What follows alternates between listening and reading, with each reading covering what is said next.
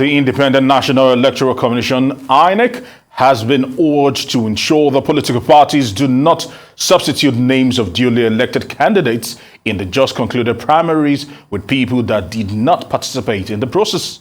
The electoral body is also tasked to ensure that its actions are guided by the Electoral Act to avoid external manipulation by anti-democratic elements. This is coming at the heels of controversy over the submission and substitution of names given to INEC by political parties ahead of the election. Cases in focus is the president of the Senate, Ahmad Lawal, and the former Minister of Niger Delta Affairs, Senator Godswill Akpabio, which appeared on INEC's portal as senatorial candidates of the party when they were said not to have participated in the elections that produced the party's candidates. INEC has therefore been advised to see that everyone who emerge as a candidate based on the provisions of the Electoral Act must have participated in a primary election. Joining us from our Abuja studio to discuss the postmortem of the 2022 party primaries and compliance with the Section 484 of the Electoral Act 2022 is Barrister Mike Ogar. Good to have you here on Newsday. I want to say thank you very much for joining us, and let's get straight to it. Thanks for having me. And right now, INEC once again has been put under pressure by pressure groups to do the right thing.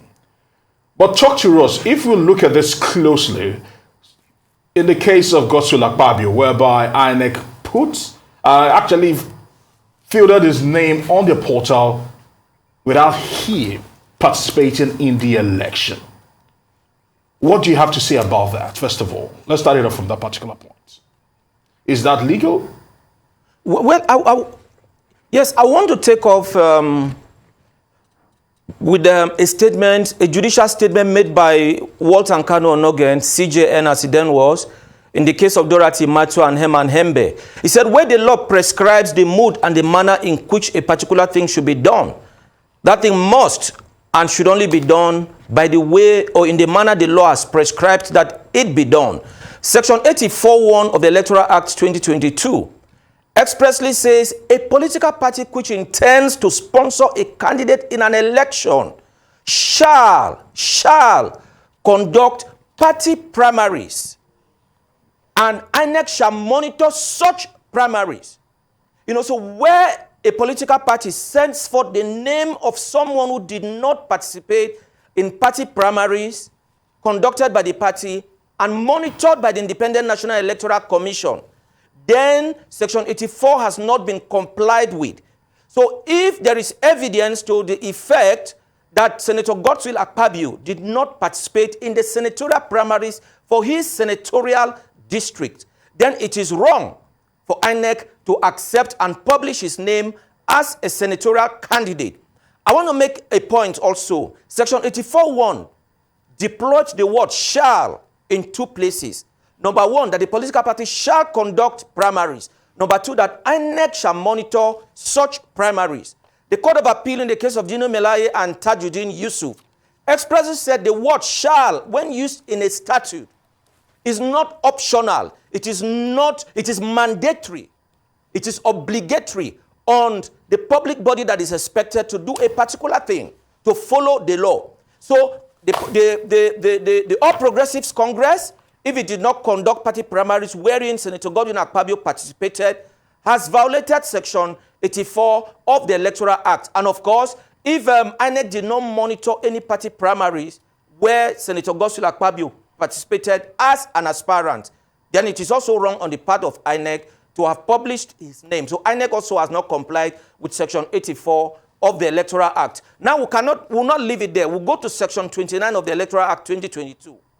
It says within a period of 180 days, political parties shall forward to the Independent National Electoral Commission a list of validly nominated candidates who participated in valid party primaries monitored by the Independent National Electoral Commission. So you can see that there are obligations which must be met by political parties. The primaries must be valid. And valid primaries, no primaries can be said to be valid if such primaries were not monitored by the Independent National Electoral Commission. So If there is no compliance with Section 29, Sub 1 of the Electoral Act 2022 and Section 84, Sub 1 and Sub 2 of the Electoral Act 2022, then annex action as manifest in the publication of the names of Senator Godswill Akpabio and Senator Ahmed Lawan is in violation of the law. So can we talk about some cases where some candidates used placeholders? For instance, we have the case of Ebonyi State where the governor contested for the presidential ticket. He lost out and then he went back to his state. His brother, who won the ticket for a senatorial seat, stepped aside for him and then he became the candidate. How legal is that? Now we must get this right. Having a placeholder in itself is not something wrong. A placeholder withdrawing from the race and the political party with the consent and approval of INEC conducting another party primaries is no violation of the law. Where, for instance, the law provides for the withdrawal of candidates. If a candidate withdraws and the political party writes to INEC that its candidate has withdrawn and it intends to conduct fresh primaries, and INEC approves of the conduct of fresh primaries and fixes a date or agrees with the political party for a date for such primaries to be conducted, and someone who had participated, who did not participate, so to say, in the initial primaries, who qualifies to participate, now participates in a primaries that is adjudged valid, then there won't be anything wrong with that. To the best of my knowledge, though I stand to be corrected, I think there was a reschedule of the senatorial primaries in the senatorial district where Engineer Devomayi participated. So if my facts are correct, that there was a rescheduled senatorial primaries which he participated, and INEC monitored that primaries, then the law has not been violated in respect to the nomination of Engineer Devomayi, the governor of Ebonyi State, as a senatorial candidate. All right.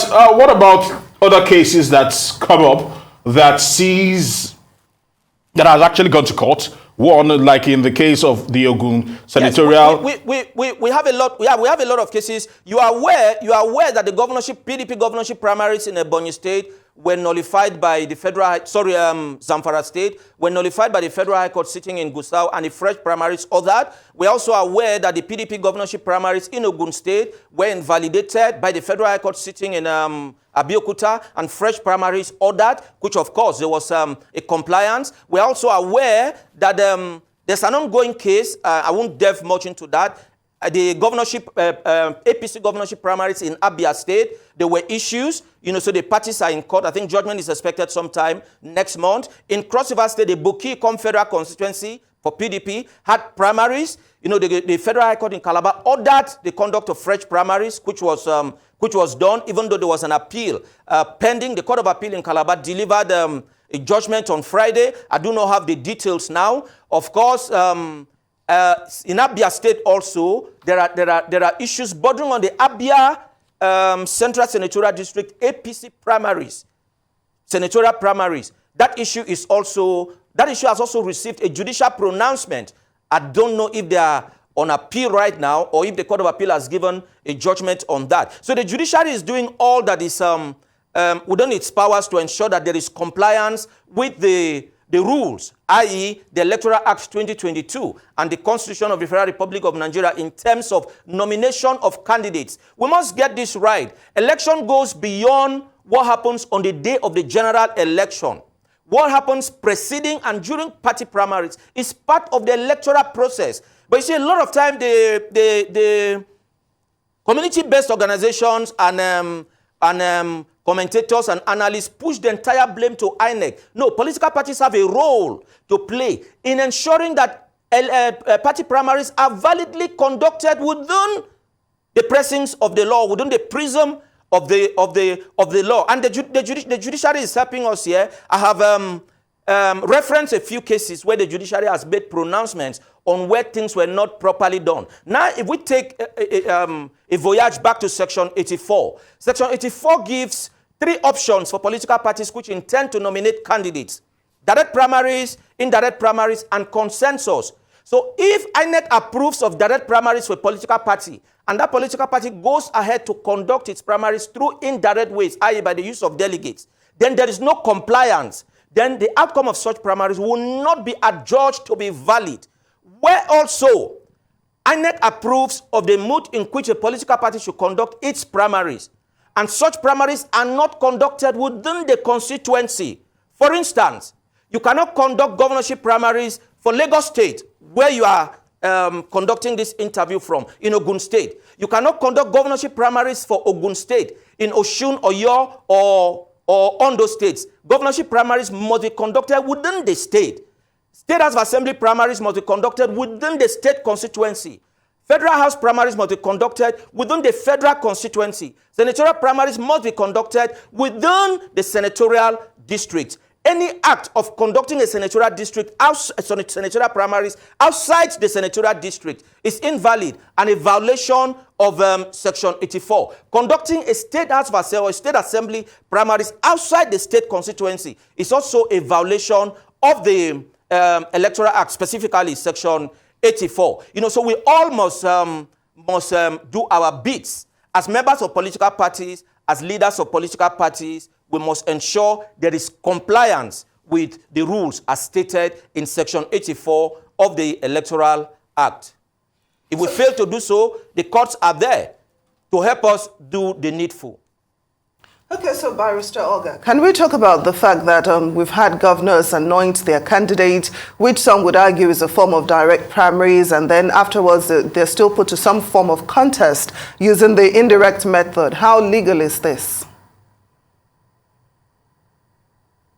No, I think you are mixing up consensus and direct or indirect primaries. Let me do a little analysis on these.